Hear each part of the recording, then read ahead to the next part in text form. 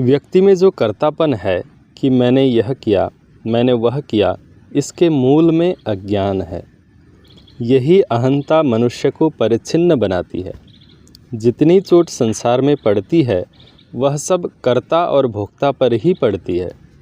यदि अपने भीतर कर्तापन का अभिमान न हो तो चोट न पड़े। असल में महाकर्ता, महाभोक्ता, महात्यागी जो परमेश्वर है, उसके कर्म पर, उसके भोग पर, उसके त्याग पर दृष्टि रहे तो मनुष्य कभी अपने अभिमान के वश में न हो।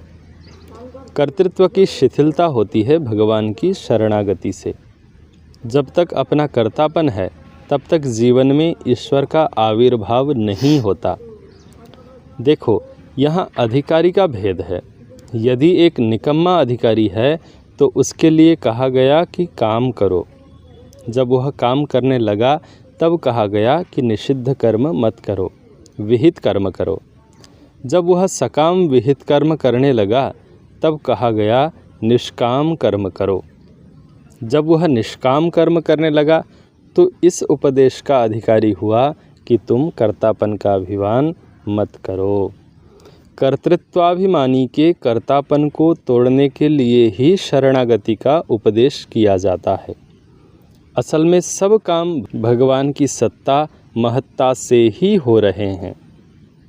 यदि बुरा काम करने वाले को भी कहें कि भगवान करा रहे हैं तो यह जो अध्यारोप हुआ वह बिल्कुल गलत स्थान पर हो गया। वस्तुतः भगवान किसी को निकम्मा नहीं रखते। निकम्मा तो मुर्दा रहता है। निषिद्ध कर्म भगवान नहीं कराते, अपनी वासना कराती है। सकाम कर्म भगवान नहीं कराते, अपना स्वार्थ कराता है। इसी तरह हमारे अंदर जो कर्तापने का अभिमान है वह भगवान नहीं देते, हमारी मूर्खता देती है। इसलिए जो जिसका अधिकारी होता है उसके लिए उसी प्रकार का उपदेश शास्त्र में आता है। यदि व्यभिचारी से कह दिया कि ईश्वर तुमसे व्यभिचार करा रहा है तो ये सब बातें अविवेक मूलक हैं, मूर्खताजन्य हैं, मनुष्य को ईश्वर से पृथक करने वाली हैं। आप अनुभव करें, ईश्वर की कृपा से मेरे द्वारा अच्छा काम हो गया, लेकिन हमसे जो बुरा काम हुआ वह हमारी भूल से हुआ। इसी दृष्टि से तुलसीदास जी ने कहा है, गुण तुम्हार समुझहि निज दोषा, जेहि सब भांति तुम्हार भरोसा। इसलिए कोई अच्छा काम हो तो अभिमान मत करो और समझो कि वह ईश्वर की प्रेरणा से हुआ है, और बुरा काम हो तो मान लो अपनी त्रुटि से, अपनी गलती से हुआ है। अब यदि कहो कि हम तो करता नहीं रहे, ईश्वर करता रहा, तो यह ठीक है। भक्त के मन में ऐसा ही आता है।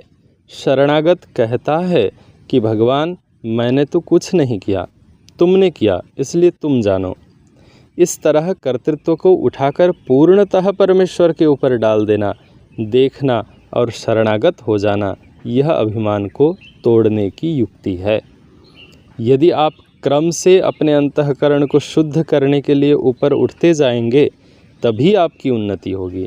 अन्यथा यदि बीच में ही कहीं पकड़कर बैठ जाएंगे और कहेंगे कि भाई अच्छा बुरा तो सबसे होता है, कामना तो सबके हृदय में ही रहती है, कर्तापन तो सब में ही रहता है, गलत काम तो सबसे ही होते हैं, तब क्या होगा कि उन्नति की जो प्रक्रिया अपने जीवन में शुरू होनी थी, प्रगति का जो रसायन बनना था, उसका द्वार बंद हो जाएगा।